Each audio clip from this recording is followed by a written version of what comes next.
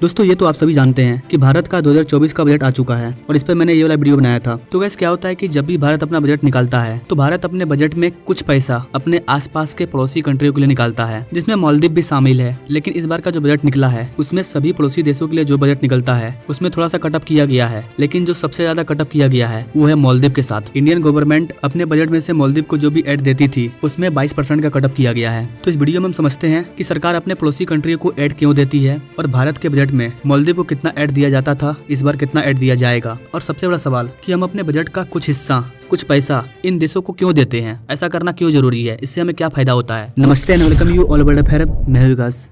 ना यहाँ पर आप ये आर्टिकल देख सकते हैं, India's financial assistance to the Maldives to state drop by 22% amid diplomatic stand off, Bhutan gets lions of share. जी हाँ गाइस, इस बार के बजट में भूटान को बहुत ज्यादा एड्स दिया जाएगा। तो हमारे बजट में मालदीव का जो कटअप हुआ है वो मालदीव के वजह से ही हुआ है, क्योंकि भारत और मालदीव के बीच में जो कुछ भी हुआ वो आप सभी जानते हैं। गाइस, भारत के द्वारा जो भी बजट निकाला जाता है उस बजट में से कुछ हिस्सा कुछ पैसा आसपास के गरीब देशों के लिए, अपने पड़ोसी देशों के लिए निकाला जाता है और उन्हें पैसा दिया जाता है, खास करके अफ्रीकन कंट्री को, वहाँ पर बहुत ज्यादा गरीबी है। तो गाइस, यहाँ पर आप अपने भारत की पॉलिसी को समझ सकते हैं कि हम अपने टोटल साल के खर्चे का, जितना हमारा साल का टोटल खर्चा होगा, उस खर्चे में हम लोग आसपास के उन कंट्री को भी ऐड करते हैं जिनको अगर हम ऐड नहीं भी करें तो हमें कोई फर्क नहीं पड़ेगा, लेकिन फिर भी हम उन्हें कुछ पैसा देते हैं, क्योंकि भारत ही एक ऐसा देश है जो कहता है सर्वे भवन्तु सुखिनः सर्वे सन्तु निरामया। जब हमारे घर में पूजा होता है तो पंडित जी बोलते हैं विश्व का कल्याण हो। भारत पूरे विश्व का कल्याण चाहता है और इसीलिए अपने बजट में कुछ हिस्सा उनके लिए निकाला जाता है। नाउ आप यहाँ पर चार्ट के माध्यम से समझ सकते हैं, जो कि 2022 में हम कोविड-19 के बाद निकले थे तो उस साल हमने मालदीव को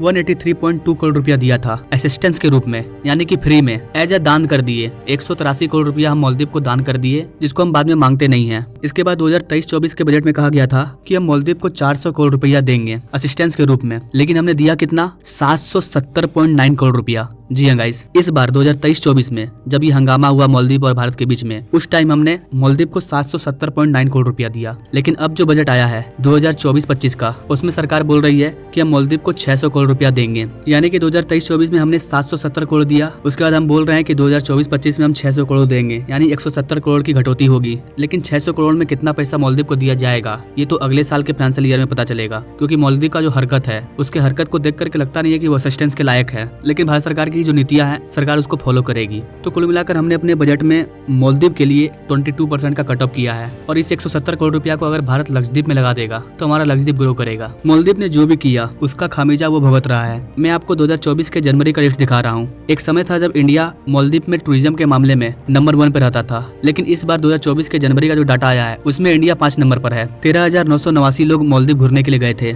जबकि पिछले साल ये आंकड़ा डबल ट्रिपल था। और जहाँ तक मेरे को लगता है कि ये जो 13,000 लोग मालदीव घूमने के लिए गए हैं ये वही लोग होंगे जिन्होंने पहले से टिकट कटवा के रखा था, जिसका अगर वो पैसा वापस लेने जाते हैं तो या तो उनको पैसा नहीं मिलता, अगर मिलता भी तो आधा मिलता, तो उनको लाखों का नुकसान होता। इसलिए वो घूम करके आ गए होंगे। एंड आई थिंक कि फरवरी के महीने में ये और भी कम हो जाएगा अगर मालदीव की हरकत नहीं सुधरी तो। अगर भारत की असिस्टेंस की बात करें, भारत जिन भी देशों को फ्री में पैसा देता था, एक ऐड देता था, मतलब एक बोनस टाइप का, एक तरह का दान देता था, उसमें हम सबसे ज्यादा दान मालदीव को देते थे। अब यहाँ पर आपको गाइस मैं एक चीज बता दूं कि ये जो पैसा हम देते थे उनको हम हाथ में जाकर के नहीं देते थे, बल्कि अलग अलग सेक्टर के माध्यम से मालदीव पहुंचता था, जैसे कि डिफेंस सेक्टर के लिए, एजुकेशन में, हेल्थ केयर में, वहाँ के इंफ्रास्ट्रक्चर को डेवलप करने के लिए, कई चीजों के माध्यम से ये सारा पैसा उन लोगों के पास पहुंचता है। नाउ अपने स्क्रीन पर आप ये डाटा देख सकते हैं। 2024 का जो फाइनेंशियल ईयर है, कल का जो बजट का सेशन था उसमें हमारे फाइनेंस मिनिस्टर निर्मला सीतारमण के द्वारा लक्षद्वीप का भी नाम लिया गया और लक्षद्वीप में कई प्रोजेक्ट को अनाउंसमेंट किया गया। इनके द्वारा कहा गया कि भारत के पास जो भी आइलैंड है, अब हम उन सारे आइलैंड में कई प्रोजेक्ट को लॉन्च करेंगे और उसे डेवलप किया जाएगा,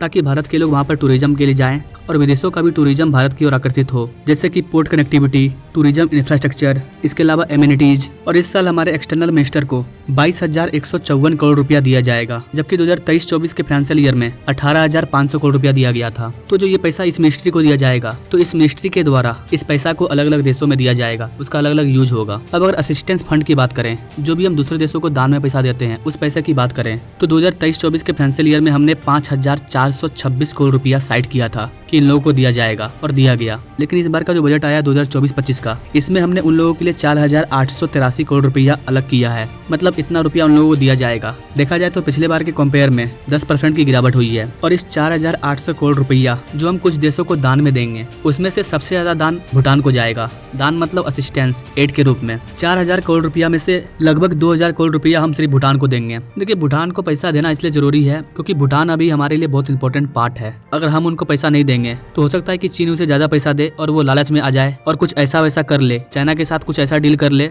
जिससे भारत को प्रॉब्लम ना हो, इसलिए हम उसे ज्यादा पैसा दे रहे हैं। इसके अलावा और भी कई रीजन है, मैं अलग से वीडियो लाऊंगा उस पर कि हम किन देशों को पैसा देते हैं, तो किस वजह से देते हैं, क्यों देते हैं, कितना दे देते हैं, इससे भारत को फायदा क्या होता है, उस पर मैं अलग वीडियो लाऊंगा, क्योंकि ये वीडियो ऑलरेडी लॉन्ग हो चुका है। इसके बाद हम लोग नेपाल को 700 करोड़ रुपया देने वाले हैं और मालदीव के लिए मैंने आपको बताया ही कि 600 करोड़ रुपया उन्हें देंगे। और वैसे ये जो मैं वर्ड यूज कर रहा हूँ देंगे देंगे, तो ये मत समझिए कि मैं फ्री में ले जाके वहाँ पर दे रहे हैं, लो भैया खाओ, ऐसा नहीं है, लेकिन वो पैसा उनको फ्री में ही जाएगा एक तरह से। इसके अलावा सिर्फ पाकिस्तान को छोड़ करके हमारे आसपास के जितने भी कंट्री है सबको हम पैसा देते हैं, अफगानिस्तान को, बांग्लादेश को, हर देश को हम कुछ न कुछ पैसा देते हैं। इससे हमारा रिलेशनशिप बूस्ट होता है। और ये जो बजट निकल रहा है भारत के, इस बजट को वहाँ के लोग भी देखते हैं कि भारत ने उनके लिए कितना बजट साइड किया है। देखा जाए तो ओवरऑल भारत ने हर कंट्री के साथ कुछ न कुछ कटअप किया है, लेकिन सबसे ज्यादा कटअप मालदीव के साथ किया गया है। इस बार के बजट में भारत अफ्रीका को ज्यादा असिस्टेंस देगा, जितना हम हर बार देते हैं उससे 11.11% अधिक दिया जाएगा। इसके अलावा जाते जाते एक और चीज बता देगा, इसकी ईरान में हमने जो एक पोर्ट खरीदा है, चबाहार पोर्ट, उसके लिए भी सरकार ने 100 करोड़ रुपया अलग से बजट में निकाला है, क्योंकि वो पोर्ट भारत का है, तो उसको डेवलप करना भारत का काम है। इस पोर्ट से हमें फायदा ये होगा कि इस पोर्ट के जरिए हम ईरान से होते हुए अफगानिस्तान में एंटर करेंगे और फिर हो सकता है कि आगे अफगानिस्तान से रशिया तक जा पाए, क्योंकि पाकिस्तान तो पाकिस्तान है, वहां से तो हम रास्ता निकाल नहीं सकते हैं अफगानिस्तान या रशिया के लिए, और चाइना भी अपना दुश्मन है, तो ईरान को हम मना रहे हैं, इसलिए वहां पर भी इन्वेस्टमेंट करना जरूरी है। तो इस वीडियो में तो आसपास के पड़ोसी कंट्रियों की बातचीत हुई। अब अगले वीडियो में हम लोग मिलेंगे, भारत के किस सेक्टर में कितना पैसा खर्च किया जाएगा, किस राज्य के लिए कितना बजट निकला है, भारत के कौन कौन से सेक्टर में ज्यादा पैसा दिया जाएगा, वैसे भारत में किस किस चीज में पैसा खर्चा किया जाएगा, वो जो 5 इंपॉर्टेंट थिंग थे उस पर मैंने ये वाला वीडियो बताया था। आप चाहे तो आई बटन में क्लिक करके देख सकते हैं। इस वीडियो में इतना ही, मिलता है अगले वीडियो में एक नई जानकारी के साथ, तब तक के लिए जय हिंद।